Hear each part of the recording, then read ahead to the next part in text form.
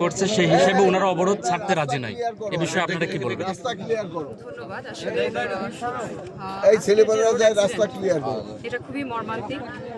এখন কারোরই হাতে থাকে না এরকম ঘটনা যেন পুনরাবৃত্তি না ঘটে। আপনাদের সকলের দাবি যুক্তি আমরা মেনে নিয়েছি। আপনাদের যে একজন অসুস্থ আছেন তাকে হাসপাতালে পাঠানোর যে ভাড়াটা এটা আমাদের স্যার বহন করবেন বলেছেন এবং পরবর্তীতে যারা এই রোড অ্যাক্সিডেন্টের শিকার হয়েছে তাদের পরিবারের প্রতি যতটুকু সহযোগিতা করা প্রয়োজন জেলা প্রশাসনের পক্ষ থেকে উপজেলা প্রশাসনের পক্ষ থেকে করা হবে। আর পরিবারের প্রতি সম্পূর্ণ পরিবারের প্রতি সমবেদনা জানাচ্ছি। আসলে এটুকু যথেষ্ট নয় আমি জানি। আত্মার মানে একজন যে নিহত হন তার ক্ষতিপূরণ হয় না, তার জানের ক্ষতিপূরণটা হয় না, এটা বলা ভুল হবে। তবে যতটুকু করার ততটুকু জেলা প্রশাসন উপজেলা প্রশাসন করবে ইনশাল্লাহ।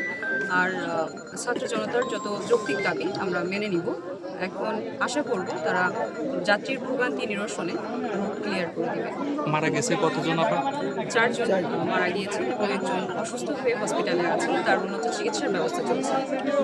কেউ কেউ বলতেছে যে প্রশাসনের পক্ষ থেকে আপনারা আসতে নাকি অনেকটা গড়িমিস করেছেন, কয়েক ঘন্টা পর আসছেন, এ ধরনের অভিযোগ তারা দিচ্ছে। এই যে 3 ঘন্টা পরে আসছে প্রশাসন, সকাল 6টায় এখানে অ্যাক্সিডেন্ট। এই বিষয়টা আসলে কি বলবেন? সংবাদ পাওয়ার সাথে সাথেই আমরা এসেছি। প্রশাসন 3 ঘন্টা পরে কুমারখালী থেকে লোক আসছে এখানে অ্যাক্সিডেন্ট দেখতে, কুমারখালী থেকে। অথচ আমাদের খোকসা থানা প্রশাসন জানতে সকাল 10টায় জানছে তারা। আমরা কুমারখালীর লোক আসছে আমাদের এখানে দেখতে অ্যাক্সিডেন্টের কথা শুনে। 6:30 7টার দিকে অ্যাক্সিডেন্ট হয়েছে আর এখানে লোক আসছে 10টার দিকে। হাজারো লোক মোবাইল ফোনে লাইভ টেলিকাস্ট করতেছে। তারা অ্যাভেলেবেল অ্যান্ড্রয়েড ফোন চালায়, তারা কি দেখে নাই? অবশ্যই 10টা না 8টার সময় পুলিশ আসছে। হ্যাঁ, আমাদের এখানে সকাল 10টায় ঢুকছে এখানে। আপনার প্রশাসন সকাল 6টায় অ্যাক্সিডেন্ট, আপনার প্রশাসন সকাল 8টায় আসছে বিলবানি বাজারে চা খাইতে। তারা এসে বলছে যে আমাদের থানায় গাড়ি নাই, আমরা ইয়ে করবো ও করবো, আমরা আসবো কিভাবে? প্রশাসন এখানে আসে নাই, জিজ্ঞাসা করে আপনার প্রশাসনদেরকে।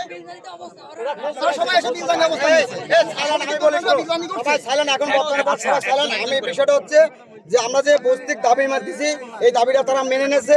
প্লাস এরা থাকতে থাকতে আমাদের যে 4টা রাশ এরা প্রেজেন্ট থাকা অবস্থায় আমাদের এখানে উপস্থিত দিয়ে যাবে।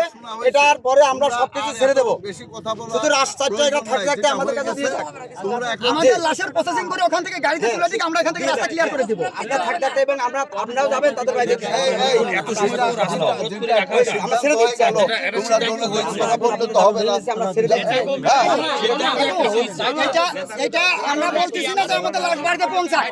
আপনারা ওখান থেকে আমাদের লাশের প্রসেসিং করে গাড়িতে উঠাই দেন, লাশ বাড়িতে পৌঁছানোর আগে আমরা এখানে রাস্তা ক্লিয়ার করে দিব। আমার কথা শোনো, এখন কয়টা বাজে? সব জায়গায় বলে দিয়েছেন। এখন কয়টা বাজে? এখন 10টা বাজে।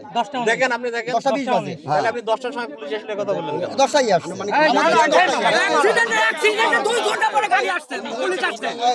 2 ঘন্টা পরে পুলিশ আসছে বলে 2 ঘন্টা পরে আসছে। এনে তর্ক করলে তো হবে না। অ্যাক্সিডেন্টে 2 ঘন্টা পরে পুলিশ আসছে, 1 ঘন্টা পরে ফায়ার সার্ভিস আসছে। ফায়ার সার্ভিস গাড়ি এইভাবে তারা থাকতে থাকতে এই জায়গাতে চলে গেছে। আমি বলি আমরা আসছে ওনারা প্রসেসিং করতে লাস্ট তো আসতেছে, ওরা প্রসেসিং করতে লাগুক। আর আমরা এখানে যারা আছি আর বাসে যেসব যাত্রী ড্রাইভার আছে আমরা সাইডে যায় একটা টিম গঠন করে বাসের কাছ থেকে সাহায্য তুলে তুলে একটা একটা করে বাস আমরা ছাড়ে দিই আর ওরা প্রসেসিং করি। আমরা সাহায্য করি। টাকা যাচ্ছে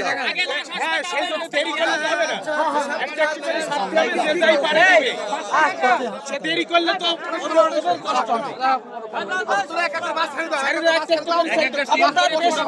খবরদার প্রেশার দিয়ে নিবা না।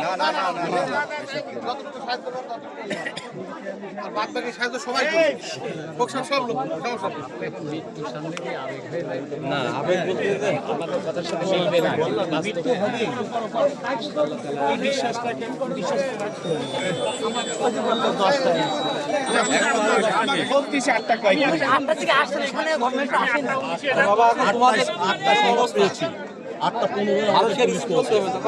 আমার 8টার পর এটাই বড় কথা নয় যে অ্যাক্সিডেন্ট হয়েছে।